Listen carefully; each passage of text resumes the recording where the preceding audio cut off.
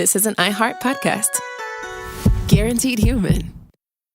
Introducing the all-new Mazda CX-5, featuring more connection. Hey Google, where's the nearest Pilates class? Safety that has your back. More discovery on the scenic routes. More passion in the details. And more control in changing weather. The all-new Mazda CX-5. More to move every side of you. See it in 5 films at MazdaUSA.com/5sides. Google is a trademark of Google LLC. Sequences shortened and simulated. In Orlando, meetings reach another level thanks to a growing list of award-winning restaurants, a world-class convention center, a great hotel community, easy access through the airport, and of course, the weather. Andrew Moyes, VP of Fan Expo HQ, had this to say about Orlando. Luxury hotels, Michelin restaurants, easy access through the airport, all those key things feed into the proper executive experience. And while you may know Orlando for its attractions, industries like healthcare, aerospace, and advanced manufacturing make it a hub for cutting-edge businesses. And that's what makes Orlando unbelievably real. Learn more at orlandoforbusiness.com. Welcome to Stuff You Should Know, a production of iHeartRadio's How Stuff Works.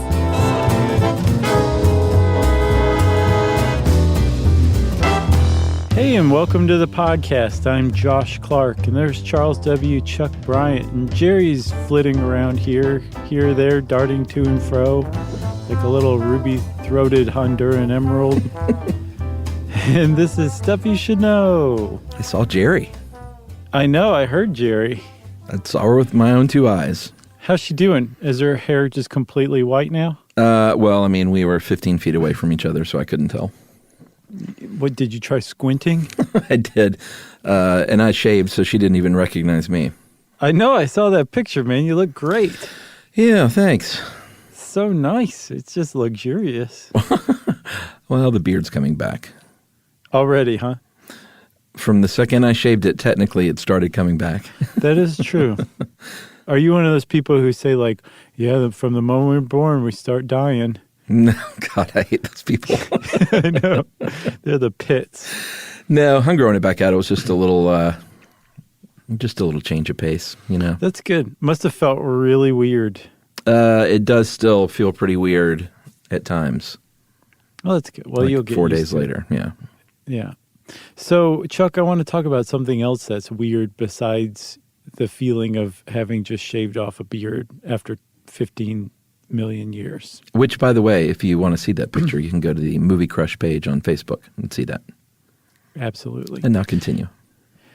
The weird thing I want to talk about today, Chuck, are hummingbirds. They're great. Hummingbirds, yes. So they are weird, but they're weird in all of like the most delightful ways. I love hummingbirds. Love them. And I love them even more now that I know more about them. Yeah, good eating. Yep. You just grab them out of the air, snap the wings off, and pop them. Like you think a quail doesn't produce much meat. Hummingbird. You got to have like 40 of those for dinner. At least. That might just be an appetizer. Good luck catching them though, right? They are hard to catch, but I have a story.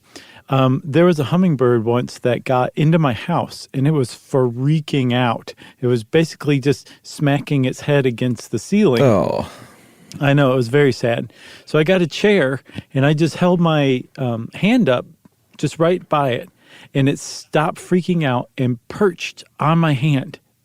I had a hummingbird perched motionlessly on my hand, and it stayed there long enough for me to stick my hand out the window, and it flew off. How many years ago was this? That was a while back. I mean, were you a child? No. Okay. No, I was a man. Okay. I must have smelled great too because the hummingbird chose to trust me. But I thought that was just one of the coolest things ever. That's pretty amazing. A guy in our neighborhood yesterday got attacked by an owl, so that's on the other end of the bird-human interaction spectrum. Yeah, an owl or the Jersey Devil? Apparently it's not uncommon. To get attacked by an owl? Yeah, I mean, we've got a big one that makes an almost every evening fly over our backyard to the big forest behind our yard from across the street, and we love this thing. But I didn't know that they attacked people like this, but it happens. Is your neighbor a talking rabbit? I don't have a neighbor to where it goes. It's an empty house, so maybe that's why they like it. So, no, who was attacked, though? Your neighbor who was attacked? Oh, not a neighbor, but just I saw it on the neighborhood Facebook page. Some guy was attacked, like the owl came down and taloned his head.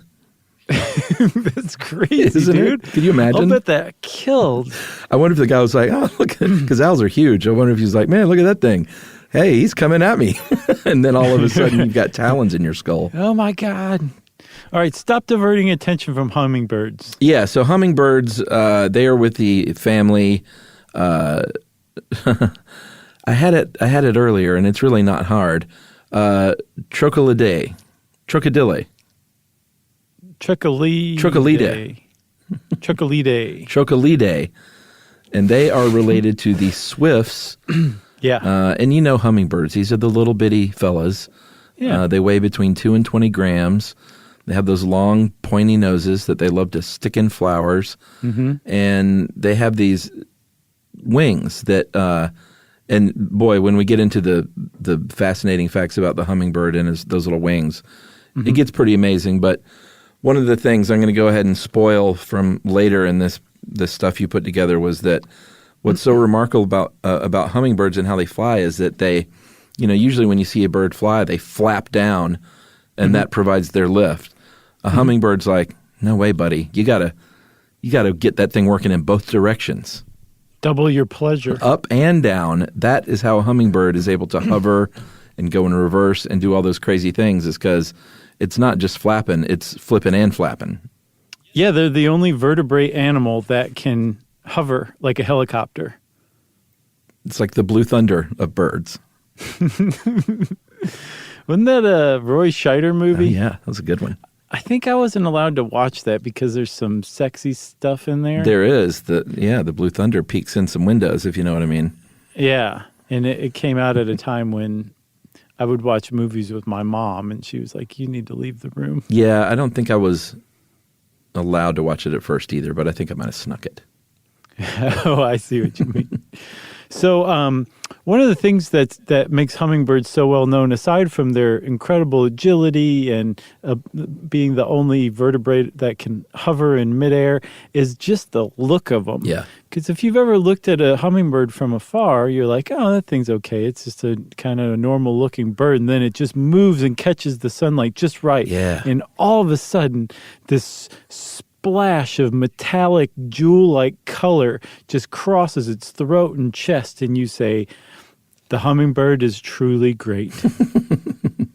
Yeah, it's amazing. It's sort of like the butterfly wings, in that if you catch it at the right angle, you get that metallic sort of shiny color, and it's sort of for the same reason.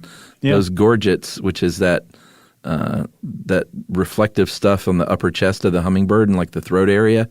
Mm-hmm. It's not actual pigment. It is the structure, the physical structure of those feathers. It's little air bubbles inside there that reflect that light. Right, yeah, and I'm pretty sure we did an episode on butterfly wings. Yeah, iridescence. Yeah, and I'm pretty sure it is the exact same thing in butterfly wings as in that gorget, that clutch of feathers in the hummingbird. Pretty cool. Yeah, so it not only reflects it, but it also like bulks it up too. Pretty neat stuff. So, man, sorry. I guess I'm kind of phlegmy today. I don't know why, but my apologies for being phlegmy. That's all right. So one thing I didn't realize about hummingbirds is there's 338 species that we know of, and all of them are found in the Americas. Did you know that? I don't think I did. But they're found like all throughout the Americas, from Chile all the way up to southern Alaska and Canada. They've got a pretty wide range. But the thing is, the things are so small, so tiny, and so unable to maintain a decent body temperature that they basically follow the summer when they migrate.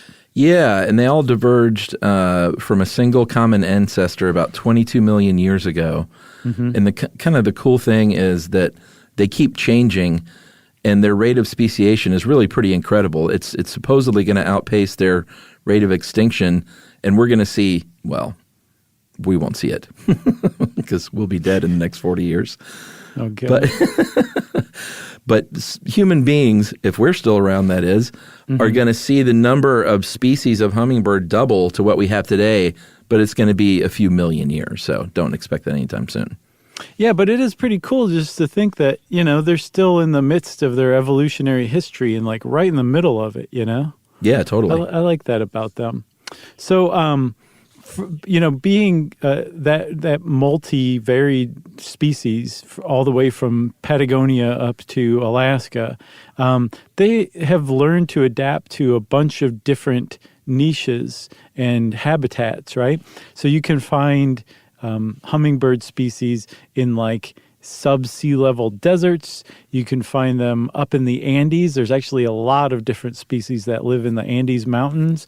You can find the bulk of them in tropical forests around the tropics of the New World. And they've adapted like really well to their different environments. Some migrate, some don't. But all of them are very tiny. Yeah, they're cute little things. As if you look up a picture of the bee hummingbird, just prepare for one of the cutest little. I mean, it looks fake. Yeah, it does. It doesn't look like a bird could actually be that small without becoming an insect. Right, it's going to just collapse into insect form at any moment. But look it up online. The little bee hummingbird from Cuba weighs about 1.95 grams. We don't get those here in Georgia. The only kind, and I think, how many species are there in the United States? About 17 or 18? Yeah, that's what I saw. But only that ruby-throated is the one that we're going to get here on the East Coast. Yeah, and just to go like to double that up, man, 1.95 grams. Somebody did the math, and you could mail 14 of those things with one postage stamp in the United States. Just smash them down flat. There's not a single species of hummingbird that breaks an ounce in weight, which is to say that the largest hummingbird species there is, the giant hummingbird, which is kind of a contradiction in terms, it's still smaller than an Atlantic canary. Wow. The giant hummingbird is still canary size. So this is a very tiny group of birds. Well, and this is the stat that gets me. This is the one I texted Emily because we love our hummingbirds like all normal humans. Sure. The eggs of the ruby-throated hummingbird that we have here in Georgia are the size of a pea. Can you believe that? Did you look up their nests, pictures of their nests? Oh, yeah. They're gorgeous. It looks like something you'd buy on Etsy. Yeah. They look kind of like made of felt because hummingbirds use spider silk. They take old spider webs and use them as thread to weave like their nests along with plant fibers and leaves and twigs to give it kind of this spongy, velvety, super cush feel for their little babies. Velvety mouthfeel. Exactly. So we're going to talk a lot about the hummingbird flying, and because it's pretty remarkable. It's one of the most remarkable things in nature. Like I think it's right up there with like the chromatophores of the octopus, and I was about to spoil our live show, but maybe I should. Are we ever going to be on stage again? I don't know, but let's just hold on to it just in case. All right, we're going to keep that in our back pocket. Yeah. But the wings, the wing muscles of a hummingbird account to about 25 to 30% of its total body weight. Yeah. So this thing is all like it never has legs day at the gym. It's always doing upper body. And the legs are tiny and weak, and they really don't walk. I mean, they can perch, but if you see a hummingbird, they're going to be moving. If you notice, you never see a hummingbird just kind of strolling around on your deck or something. Yeah, they kind of have legs similar to David Cross's character in that Titanica sketch from Mr. Show. Yeah. Do you remember? I do. So he's kind of hummingbird-like in that respect. But yeah, if your legs are that weak and your wings are that strong, you're going to spend most of your time in midair. And they basically do, although they do, they nest on branches, they sleep on branches, they do perch, they mate on branches, as we'll see. They perch on your finger, apparently. They palm of your hand. Oh, it was palm of your hand? It was the palm of my hand, yeah. I give it plenty of space. Okay, I got you. And then they also sometimes will sleep upside down, just kind of dangling from a twig or something, with their spindly little legs, like a bat. Oh, wow. Yeah. So the just some amazing stats about their ability to fly. Like we said, they're the only vertebrate that can hover in place. They can also fly upside down, backward. They're real show-offs. They really are big-time show-offs. They can get up to speeds of more than 45 miles per hour. God knows how many kilometers per hour that is. That's a lot. On some of their dives. But even like an average speed for them of just flying around, where they're not just, going from flower to flower, but they're like, say, traveling from place to place is, 30 plus miles an hour. That's pretty impressive. No, it's super impressive. And if you think, man, A, how fast are those little wings going? And B, what is their little cardiovascular system doing? It's doing exactly what you think it is. Their heart beats about 225 times per minute when it's hanging out and doing nothing. Right. About 1,200 times a minute when it's flying. And those wings range from 70 up and down strokes per second. Or I wonder if that counts as 1 or 2. I was wondering that myself, and I'm not sure that is answered. At the very least, we're not going to answer it because we don't have that answer. Well, how about it doesn't matter? Because either way, it's a ton. It's 70 times per second when they're just flying normally around to get some good sweet stuff. But that courtship dive, which we're going to talk about a little later that you mentioned, about 200 times per second those wings are flapping. Yeah, and I actually, now that you say it, if they're kind of doubling up what a flap is, then maybe hummingbirds aren't so impressive after all. Lazies. So, Chuck, when you're flapping your wings 100 or 200 times per second, depending on whether you're counting the upbeats and the downbeats as a single flap or not, you need like a lot of energy to do that. And as a result, the hummingbird typically eats about 2 to 3 times its own weight in food every day. Yeah, like if that was a human, you would, let me see here. It's the equivalent of about 285 pounds of hamburger. Is that and 370 pounds of potatoes? No, I think each of these. Okay, so take your pick. If you want to eat just hamburger, it would be 285 pounds a day. That's a whole cow. That's, I think a little bit. I think cows weigh more than that, but. Right. Well, but as far as usable beef, I don't know. There you go. I'm sorry for any vegetarians out there by me saying usable beef. That's a band Just name. made you retch in your mouth. Maybe it's an album name now that I think about Usable it. beef? Mm-hmm. By the band what? Jungle X-Ray. So, they eat a lot because they need to. And it's like 4th of July for them every day. Yeah. Yeah, pretty much.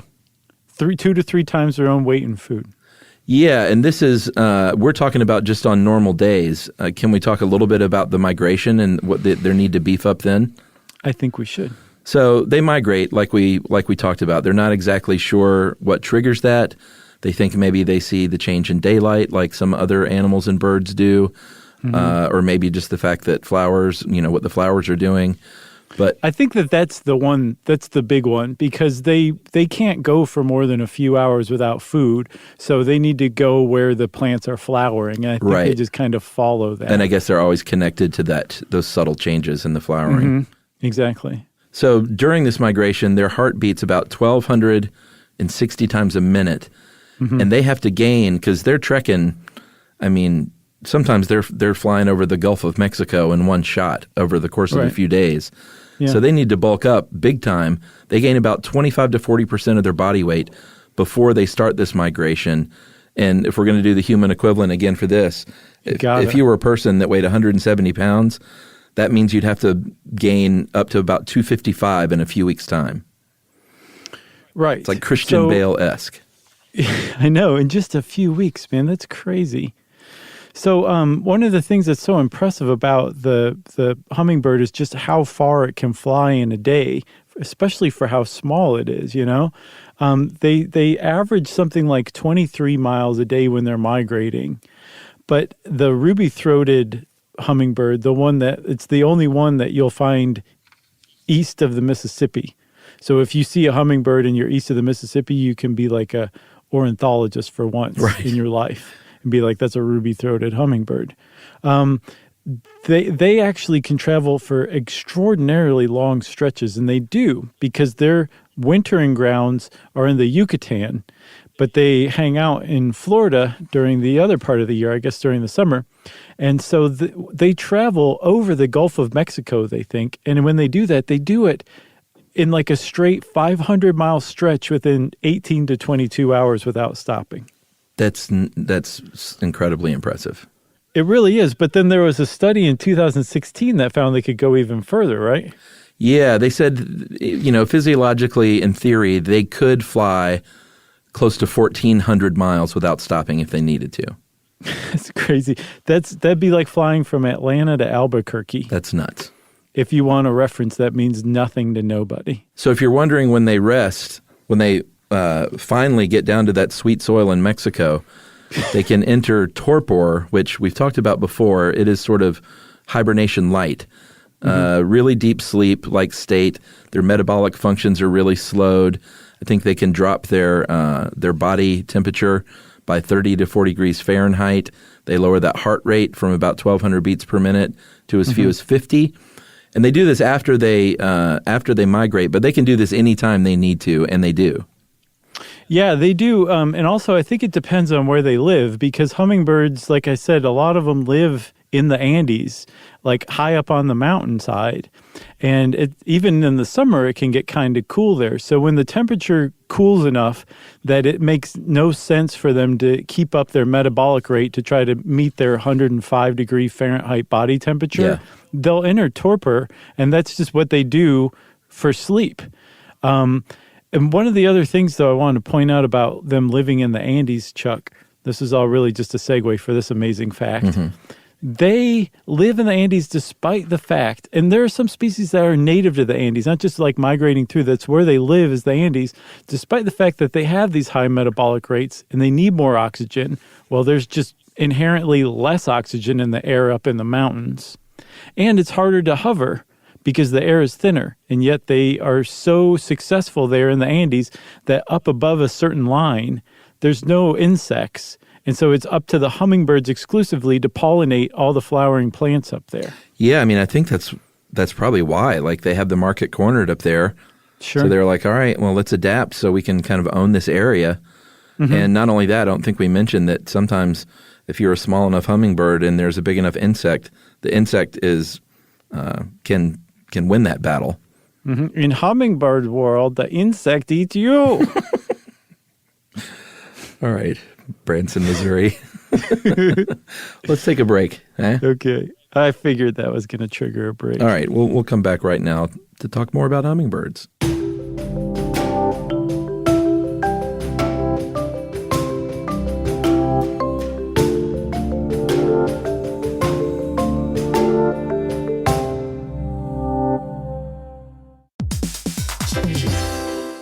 If you own a home, you already know stuff breaks. It's not if, it's when. And somehow it's always like the AC in July or the fridge right after you go to the grocery store. That's why you always hear people say they don't make appliances like they used to, because it's kind of true. That's right. Good thing there's American Home Shield. With an AHS home warranty, they can help fix major home systems and appliance breakdowns like your AC, plumbing, or fridge. And if they can't repair your covered item, they'll replace it, no matter how old it is. And that's huge because fixing an AC can cost a lot. Like, hey kids, our vacation is canceled a lot. Plus, as a benefit to select plans, you can get real-time video help from live repair experts to troubleshoot home hassles at no extra cost. Listen, everybody, home ownership is already stressful enough. No need to upset your wallet. So check out American Home Shield now and get 20% off any plan at ahs.com/SYSK and see promo details. See ahs.com/contracts for coverage details, including service fees, limitations, and exclusions. American Home Shield. Don't worry, be warranty.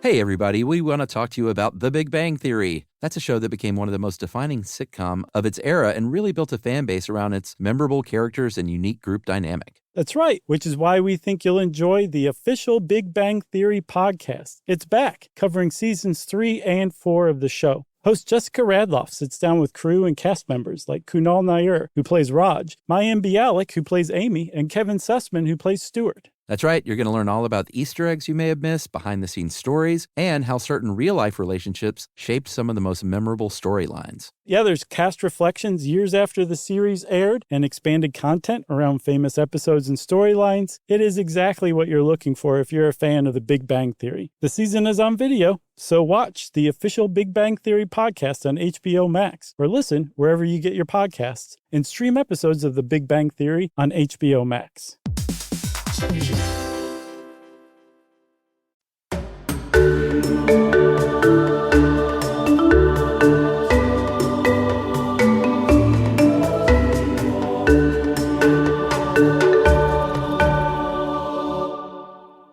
Okay, Chuck, so we're talking more about hummingbirds. One of the things that I really feel like we just need to underscore here is that they are metabolic wonders. They live on this edge of survival where they will die if they go a few hours without food. Like, do you know how many days you, a human being, can go without food before you die, as long as you have water and maybe access to a couple vitamins or whatever? I think we did a podcast on that at some point. I'm pretty sure we did. Yeah, Angus Barber or Barbier, I can't remember. They die within hours, so they constantly have to search for food sources. Yeah, that's why you see them flitting about constantly. They're always looking for food. Mm-hmm. But it's also one of the reasons why they're known as potentially the most unsociable and most territorial bird in existence. Yeah, they don't like hanging out with each other. There are some exceptions that we're going to talk about, but they generally don't like hang out together. They don't like hanging out with other birds. Mm-hmm. At the end of the day, when everyone's just sing-songing by the shoreline, hummingbirds are like, no, screw you guys. I got to eat. Yeah. Yeah. And not only do I have to eat, I got to make little hummingbird pea eggs. Mm-hmm. And we talked about this courtship dive. We kind of teased it out. This is pretty incredible. And this is, a lot of times in mating rituals, you'll see the males doing these kind of big fancy shows to try do card tricks. Yeah, try and dogs playing poker. That was all about. That's right. That photographer was a female dog. That's right. And so you'll, or I guess it wasn't a photograph, was it? It was probably a painting. Now that I think about it. In Stuff You Should Know world, it was a photograph. But it was a tintype, so it was very old. That's right. So it was funny. I was telling my daughter today about my bed. She always loves hearing stories about me and my brother as a kid. Mm-hmm. And I was telling her about my teenage bedroom, and I was like, I'll show you a picture one day. I've got pictures. And she said, you had a phone when you were little? And I was like, oh, boy, that's what it's like these days. She is so precious. And I had to explain that, this phone, camera and a phone is kind of a new thing. Like they used to be two different pieces of equipment. Yes, they were two very bulky different pieces of equipment. And a phone used to be attached to your wall in your kitchen. Oh, yeah, that's true. But if you were, super wealthy, you had one of those really, really long cords. You're going to say that because that's exactly the deal. Yeah. So the courtship dive is when the male is trying to attract the female for a little lovin'. Mm-hmm. They will fly up in the air really high, about 50 or 60 feet, and then dive bomb toward the female as fast as it can go. And they are flying the whole way. They're not just – they don't tuck the wings back like you're parachuting or something. No. Like they're flying as fast as they can. Mm-hmm. Right at this lady's face, and within inches of her head, going full tilt, they just pull up real quick, and they hit her in the arm twice and say, 2 for flinching.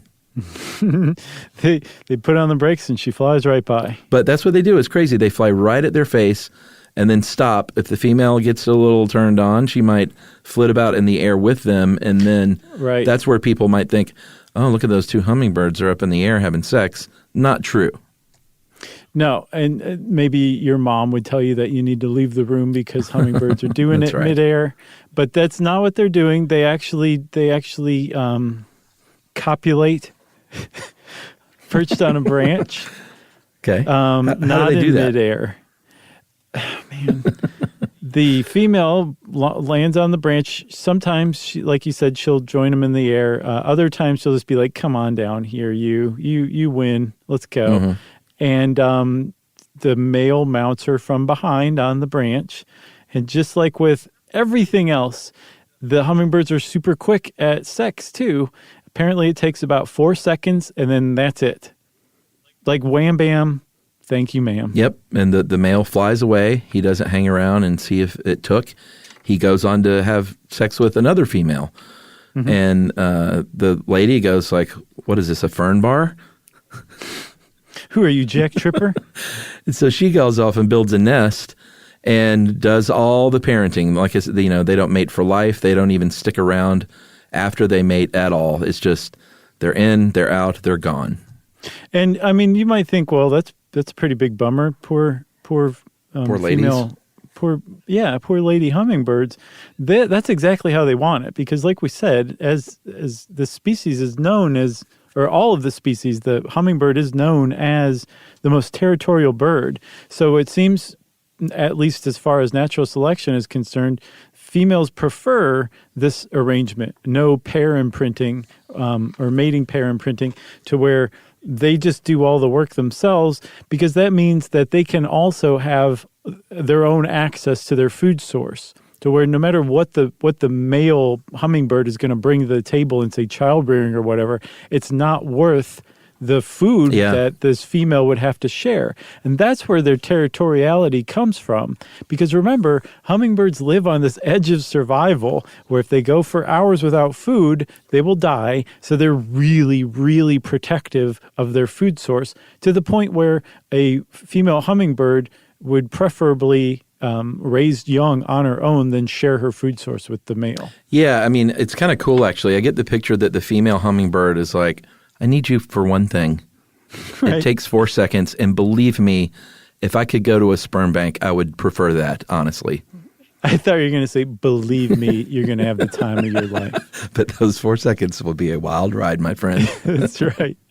Come meet me on this branch over here, baby. And those... It's going to be it's going to be a stone gas, honey. Hey, babe, come here. That's good. So those gorgets that we were talking about, those really colorful, iridescent, sort of fluffy chest and neck feathers of the male, like with many animals, the more brightly colored and showy that is, the more the female might be attracted, because that might indicate that male bird's fitness, because, it takes a lot of work to keep that hairstyle up. Mm-hmm. So he must be pretty strong and have, pretty good at organizing his day-to-day list to do. Effectively the exact same signals that Joe Dirt put out with his hair. He was obviously very genetically fit and ready to go. I never saw that.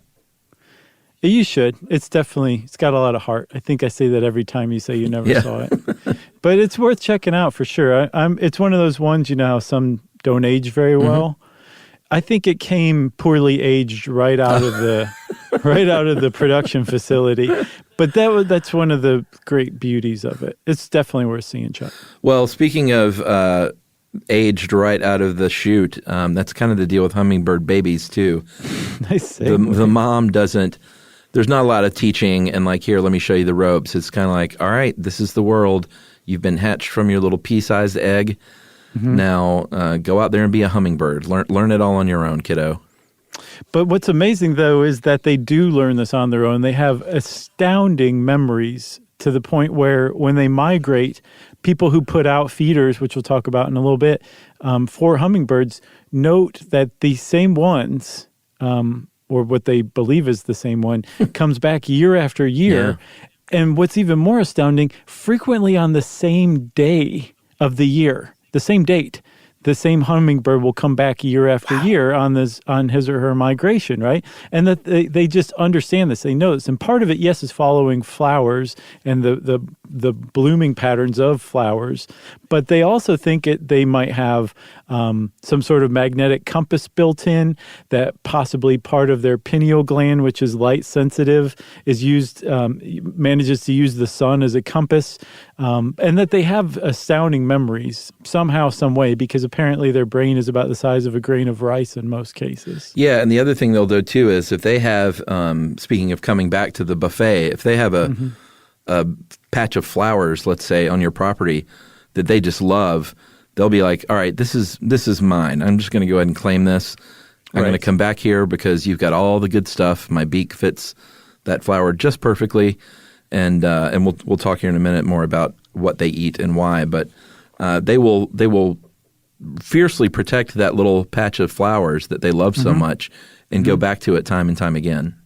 Yeah, so that's where their territoriality comes from, is protecting food sources. And not just food sources like, I've been growing this patch of flowers all summer, stay away. Right. They could stop somewhere for a half of an hour and or colloquially, half hour. And will still protect like that flower patch that they stopped by if somebody comes along and tries to get it. And the whole reason that they do this is because like they eat nectar along with some other stuff, and it takes a really long time for a flower to produce nectar. So the hummingbird would love to just have to go to the flower once and get the full dose of nectar, but they can't just wait around because other things will come and eat the nectar they've been hanging out for. So they've developed this secondary behavior, which is territoriality, to where they'll chase off other hummingbirds, they'll chase off other birds. They've been known to chase off hawks even, if the hawk comes a little close for their comfort. Yeah, and they'll, I think early on in the Hummingbird Council of 1915, they said all the socialist hummingbirds got together and said, hey, if we all relax, just let that nectar build up, it'll be a lot easier to eat. And all the other, the little, I don't want to get political here, but there were some hummingbirds that were like, no way, man, I'm not playing ball. I'm going to get in there and get that nectar whenever I feel like it. Right. And so the hummingbirds couldn't work it out. No. And the other ones that wouldn't go along with it fired all the air traffic controlling hummingbirds. That's right. Yeah, I think we should take a break. I think so. Let's take a break and we'll finish up about what they eat and all about those little feeders that you have in your backyard right after this.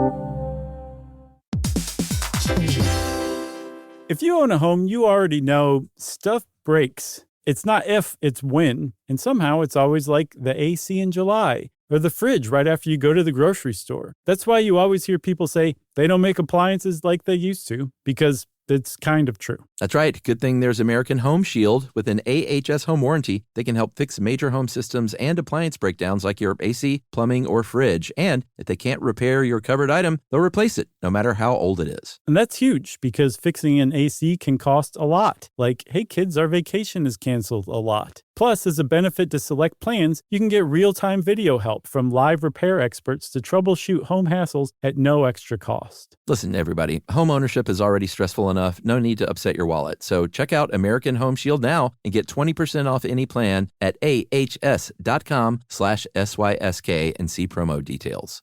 See ahs.com/contracts for coverage details, including service fees, limitations, and exclusions. American Home Shield. Don't worry, be warranty.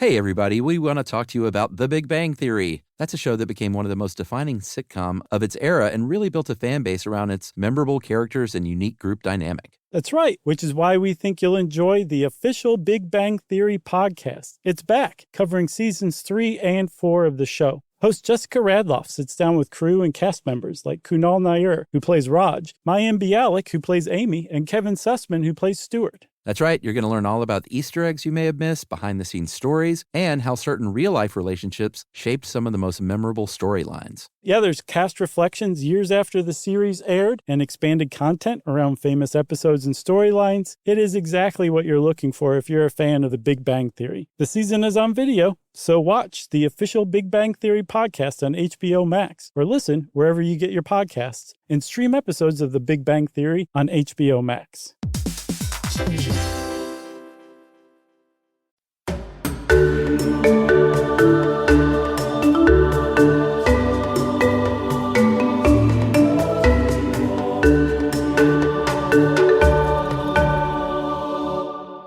Okay, Chuck, so everybody knows that hummingbirds eat nectar, and that's definitely true, and they're very well adapted to eat nectar. They have this tube-like tongue that apparently uses a wicking action to soak up nectar from a flower.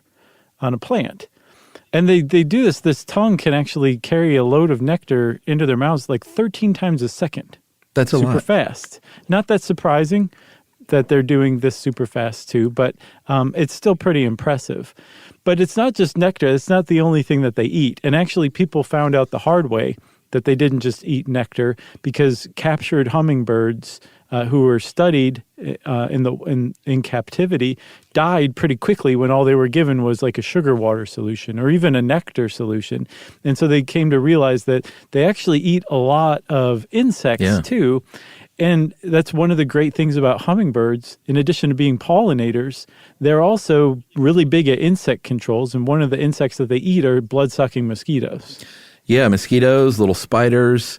And this is in addition to, I don't think we mentioned, the 1,000 to 2,000 flower blossoms that they will go poke every single day. Mm-hmm. So that's why, I mean, when we talk about these hummingbirds are food scavengers, up to 2,000 flowers a day, that's pretty intense. It really is. So that makes them very, very important pollinators. Like we said in the Andes, where you're above the insect line, it's just up to hummingbirds to pollinate flowers. So when they're going from flower to flower, getting that nectar, if you pretend that evolution is a living, breathing thing, evolution has created this arrangement where the flower produces a nectar treat in exchange, or to attract the little hummingbird. And then when the hummingbird's getting its little nectar treat, the flower just kind of goes, here's a little pollen on your forehead. Go find another flower that looks like me, and you'll find another nectar treat, and then transfer this pollen while you do. So they pollinate a lot of important stuff, and in addition to eating lots of bugs. So they're just all around great animals. Yeah, and they love that nectar. If you're thinking about flowers in your own garden, if you want to attract some hummingbirds, they want a sugar content of about 26%. Mm-hmm. It can't be like a Wendy's Frosty, because they're using that tongue. It acts sort of like a straw. Right. So you got to get that spoon with the Frosty. You can't suck that thing up. If you try, you're going to pass out in your car while you're driving. Your eyes will cross and so that sugar concentrate, it can't be too sticky, because, like I said, they're sucking that thing up. Oftentimes, you'll see red or orange petals or bracts.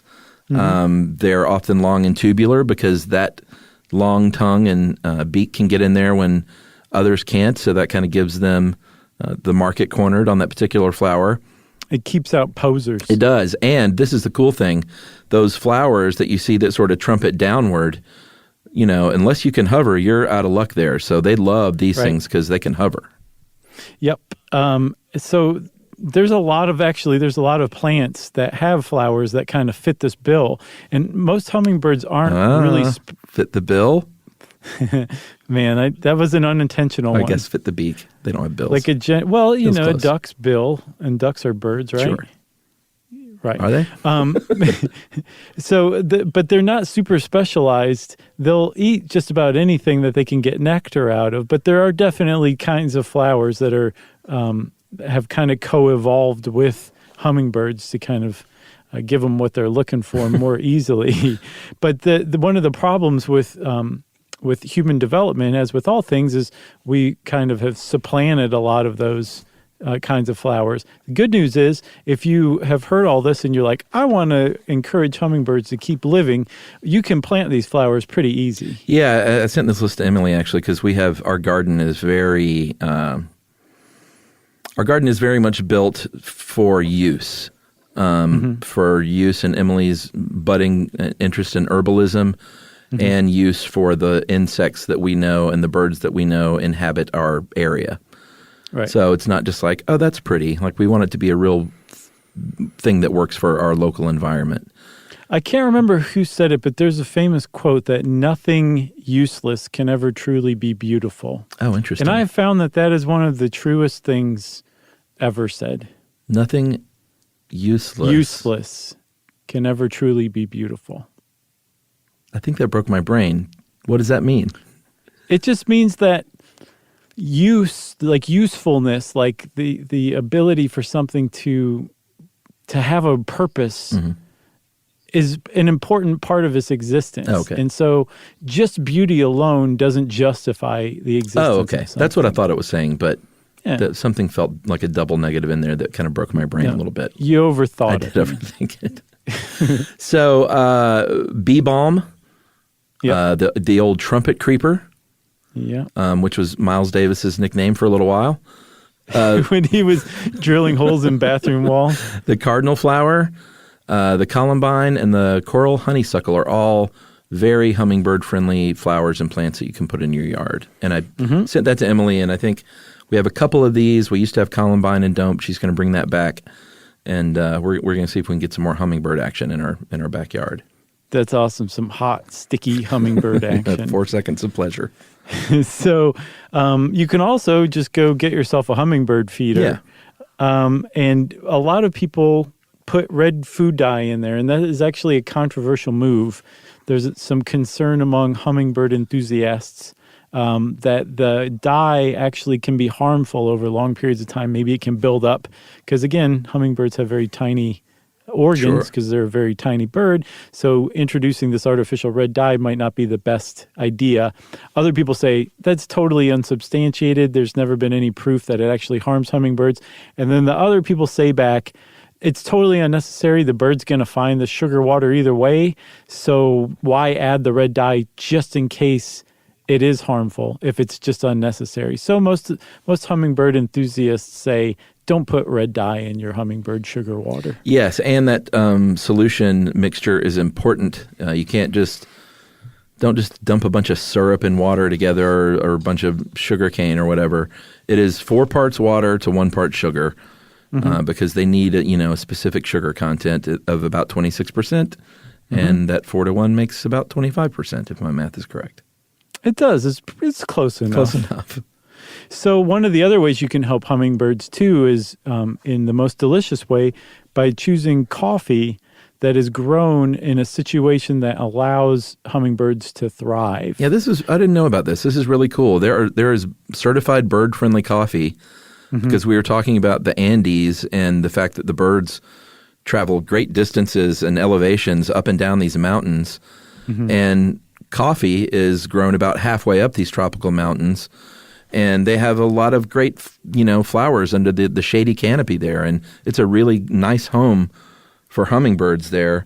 And if you drink bird-friendly coffee, that means that they have these flowers and they're making sure they take care of these flowers. Right. And it's grown in a kind of like a simulated forest, as closely simulated as possible. So you want to look for something that says it's bird-friendly, Rainforest Alliance, and or shade grown. And that probably means that hummingbirds are thriving on those coffee plantations. Yeah. And I went and looked, and my beloved Batdorf and Bronson coffees are all bird-friendly. Of course they and are. shade-grown. Is that what you use? I was oh, yeah. Yeah, same here. I'm crazy for that stuff. I've got a great blend for you. Trader Joe's decaf beans, half. Okay. And the other half, Batdorf and Bronson Whirling Dervish. It's the most amazing combination ever. I'll have to give that a shot. I'm not drinking coffee now because of it's not winter. But Emily still has her latte every morning, and she just has their espresso beans. Coffee is a 365-day-a-year activity, Chuck. I know, not for me, but I get it. That's okay. I'm not going to yum your yuck. Very well done. So that's it for hummingbirds, right? That's it. Well, if you want to know more about hummingbirds, get one to land in your hand and study it up close and personal. But don't mess with it because it's protected under the Migratory Bird Treaty Act of 1918 in the United States, and you could land in jail and pay up to a $200,000 fine for harming Good. one. And since I said $200,000 fine, everybody, that means, of course, it's time for listener mail. I'm going to talk about the exploding birthmark. Hey guys, big fan of the show, which I listen to while I'm cooking breakfast, doing laundry, and staring, oh boy, get this, and staring at 100,000 row Excel spreadsheets for work. Oh man. My soul just shuddered. I know. I recently listened to the episode on birthmarks and thought you might like to hear the story of my birthmark that exploded. I was born with 2 birthmarks, both of which have since been removed. One of those birthmarks was dark brownish, red and a circle on the inside of my right thigh. I didn't think much of it, as it wasn't very visible, and like you said on the show, lots of people have birthmarks. However, when I was in the 3rd grade, my family and I were about to leave for my aunt's house to celebrate Thanksgiving when I realized my pants kept sticking to my leg. Oh, man. I went to the bathroom and removed my pants, and I saw blood running down my leg. As a 3rd grader who had not yet even learned about menstruation, I assumed I was dying, so I freaked out. Turns out my birthmark was the result of a vascular malformation the size of a small bouncy ball in my inner thigh. Oh, my gosh. The tangled up ball of veins had ruptured that Thanksgiving morning, and I had to go to the ER where they stuck a tiny piece of foam on my leg and probably charged us about $2,000 because hospitals. Right. A few months later, I had it surgically removed, but now I have a 3-inch long scar instead of a birthmark. But because of my surgery, I wasn't allowed to run for a few weeks, and I got out of running the mile. So who's the winner now? Lucky. Thanks for helping me seem really knowledgeable on very specific topics, and that is from Bailey. Nice, Bailey. That was a great story. Pretty good. Bailey left out that, ironically, both the birthmark and the scar were in the shape of Satan. And by the way, Bailey says in the PS that the other birthmark was hemangioma on the bottom lip that was removed. Man. So, that's interesting stuff. Yeah, very interesting. And what was the fact that I kept saying over and over again about hemangiomas? That they're a tangled cluster of blood vessels? I don't think so. Okay. So maybe they were that two of the proves it same out. kind of birthmark then. Maybe so. Well, thanks a lot, Bailey. And if you want to get in touch with us like Bailey did and share an amazing story, we're always up for those. You can get in touch with us via email these days at stuffpodcast@iheartradio.com. Stuff You Should Know is a production of iHeartRadio's How Stuff Works. For more podcasts from iHeartRadio, visit the iHeartRadio app, Apple Podcasts, or wherever you listen to your favorite shows.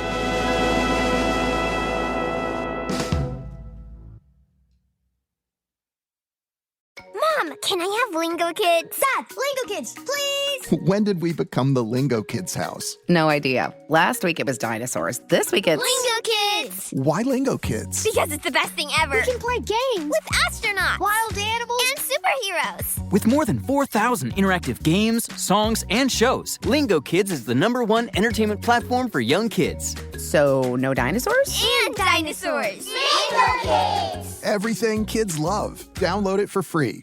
You know, you could be adored by everyone and still completely ignored by your cat. Trust me, I know. But if you feed your cat Sheba, you can go from being ignored to truly adored in 12 days guaranteed or your money back. Sheba has a full menu of products, appetizers, entrees, treats, even a kitten's menu. It's so cute, so Sheba has a product for even the pickiest eater. Like Sheba Puree, it's made with bone broth, they are chef-inspired flavors, it's got a smooth and creamy texture that cats love, and contains no corn, wheat, soy, or artificial flavors. It's food that your cat's gonna love. To learn more, check out Sheba.com. That's SHEBA.com. This is an iHeart podcast. Guaranteed human.